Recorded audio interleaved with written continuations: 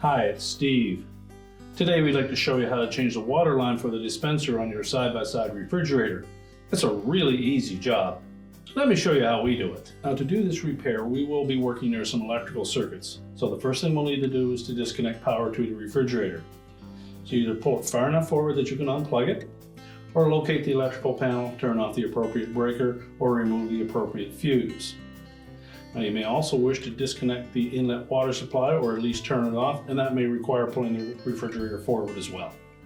Now, once we've done that, we're going to remove the escutcheon on the dispenser assembly to access that water line. Now, to remove this escutcheon, we're going to begin by taking the drip tray out. So grasp the front edge of that and just pull it towards you. And then we'll set that aside. And that will expose 3 screws at the very bottom. Next, remove those. Now, there's one tuck just behind that handle, so use caution when removing that we don't scratch the door handle. Next, we'll lift up on that escutcheon. That will release 3 tabs across the top. We can just rotate that around, and you'll see a wire harness connector. I'm going to grasp that connector right at that display board and disconnect it. We'll set the escutcheon aside. Well, next we'll remove this dispenser assembly. It's held in place with 3 Phillips screws. We'll just remove those.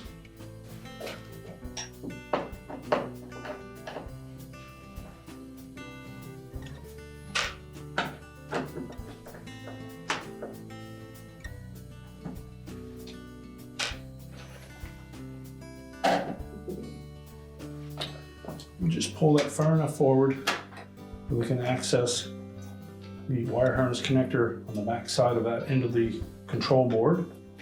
Press the locking tab and disconnect the harness.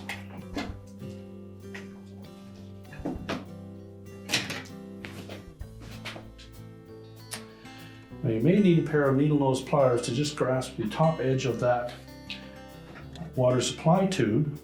You'll see where it curls from inside of the door liner down into the outlet spout. Now, with that assembly tilted forward, we'll take a pair of needle nose pliers and we're just going to pull that water line up out of that spout, and then we can take that assembly and set it aside. Now, at the same time, we'll want to block this opening into the freezer to prevent excess room air getting into that area. So just find a nice clean rag and push it up into that opening. Now, next we'll go down to the kick plate area and we'll disconnect that water line at the bottom. Now, next we'll remove that kick plate at the bottom. So using a stiff putty knife, I'm just going to go along that top edge and you'll find some plastic tabs. So while prying out, we'll just put enough pressure on those tabs to release them.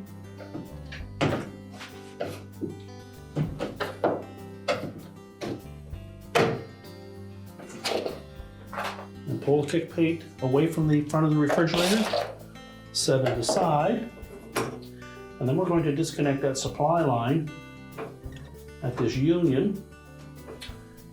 Now, to disconnect it, we're going to push on that little collar, push it towards the center of that union, and that will release the grip on that water line and just pull the water line out. Now, typically there will be some water in this area, so you may want something to sop that up. And now we can close that freezer door back up and we'll pull the old water line out. So just grasp that water line and pull that up through that opening. Now, you may meet a little bit of resistance at one point, so take your needle nose pliers, just grasp that tubing and gently pry up on it.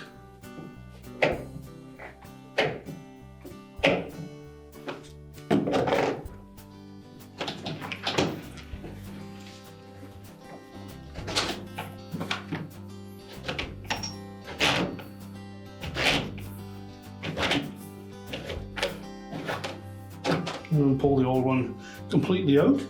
And we'll discard that. And we'll take our new water line. And if you wish, you can put a little protective tape on the end of that, as long as you don't put too much on there. And that'll protect that edge. It's not entirely necessary to do that. You could feed that through the way it is and then cut off about 1/4 inch of it after it gets through. But if you have a piece of tape on there firmly, you should be able to fish that all the way down through that opening. So we'll start at the top.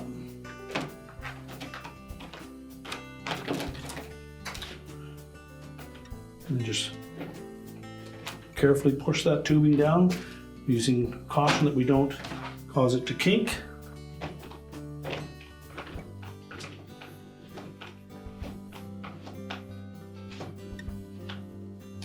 Once you have about this much left, you should start looking for it to come out through the bottom edge below the hinge on that freezer door. So just continue to push that through. And once you see it coming out of the bottom hinge, you'll need to grasp that end of it so that we don't kink it.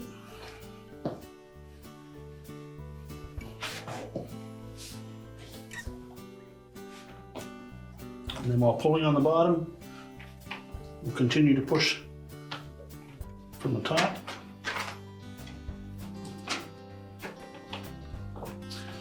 And leave yourself about 6 inches of that tubing protruding from the top.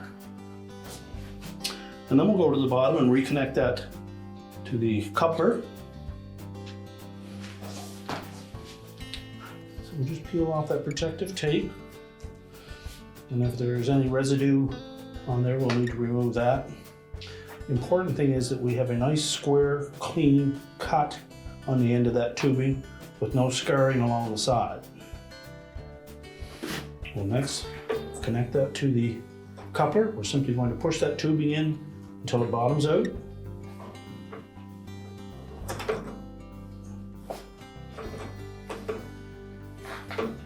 And just pull back on it, and that will lock it in place.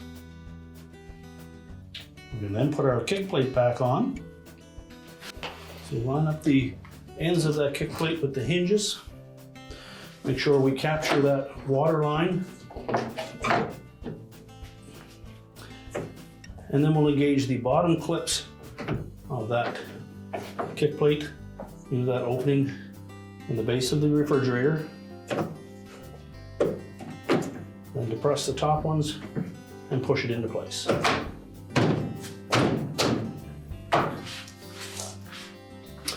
And now we'll go back to the dispenser. Now when reinstalling the dispenser, we need to make sure that that water line fits down into that spout area. And it should end up being just flush with the very bottom. Now it's very difficult to push that into place and then set the whole assembly back in. You can attempt that, but chances are you'll find that you won't be able to guarantee that it stays into place. So what we suggest is that we remove this control board, and that will allow us to get in behind here and fit that water line in. So to remove that board, we'll start by taking the 3 screws out across the top. Now these are a small Phillips screw, so probably a number 1 Phillips screwdriver to remove those.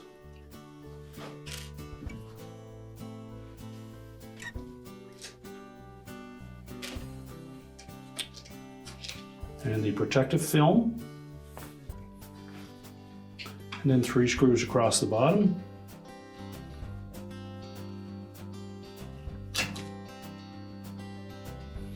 We want to use caution working near the circuit board. Make sure that you've grounded yourself to prevent any static electricity, and try not to touch any of the terminals while working near it.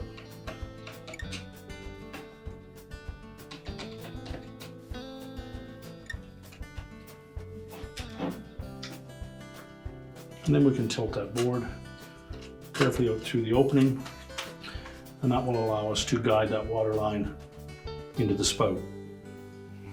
So our next step will be to remove that rag that we had pushed into the ice chute opening. We'll take that tubing and try to guide it down into the spout area. Then we'll lift the dispenser up into position.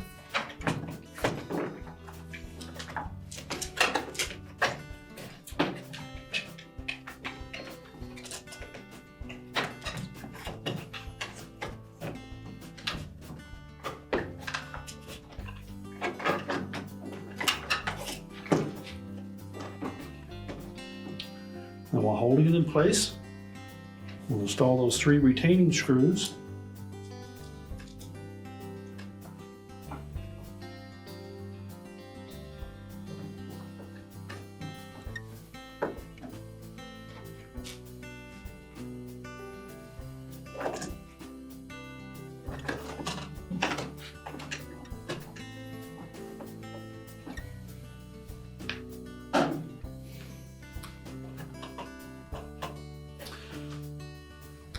And now we can line up that water line, press it firmly down,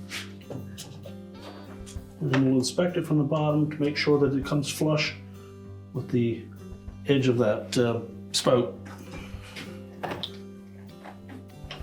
Now if need be, you can carefully use a pair of needle nose pliers without squeezing too hard on that tubing. Just gently push down on it.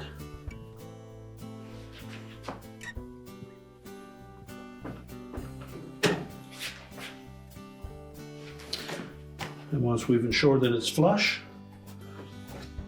make sure that we have no kinks, and then we'll tilt this board back up into place. So now we'll lift that board up, make sure to tuck the wires in behind, and at the same time we'll reconnect this wire harness on the left hand side, press it firmly on so that the locking tab engages.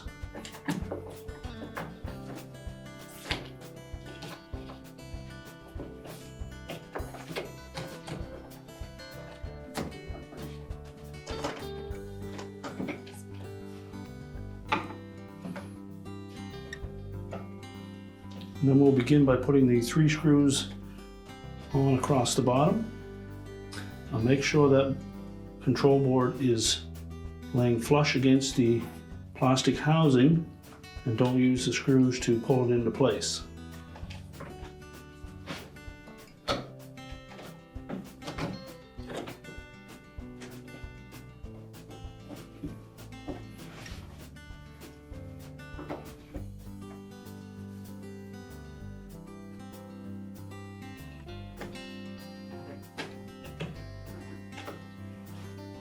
Now next we'll lay that shield over the board.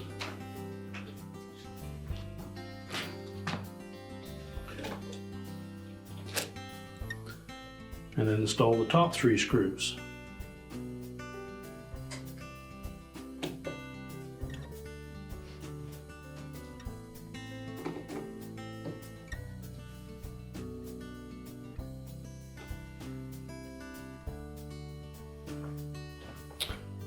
Now we're ready to install the escutcheon. Now to reinstall that escutcheon, you'll note that where the connector fits in, there's a little split in that circuit board, and also on the connector there is a little keyway on one side of that connector. That'll help us identify how that fits into that connection. So simply press it firmly onto that board. And then we'll rotate that escutcheon around and line up these 3 tabs across the top with the 3 rectangular holes in the outer door panel.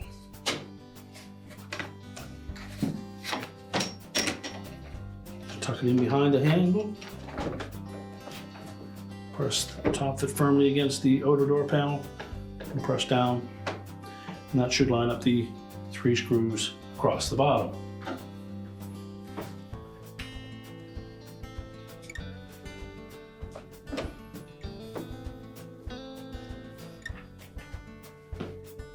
And again, use caution with that one in behind the handle. You may wish to put a little piece of painter's tape to protect that as you're tightening it. We'll then reinstall the grill. Make sure it lays flush on the bottom and snap it into place. We're now ready to turn the water supply back on, reconnect the power, and your repair is complete.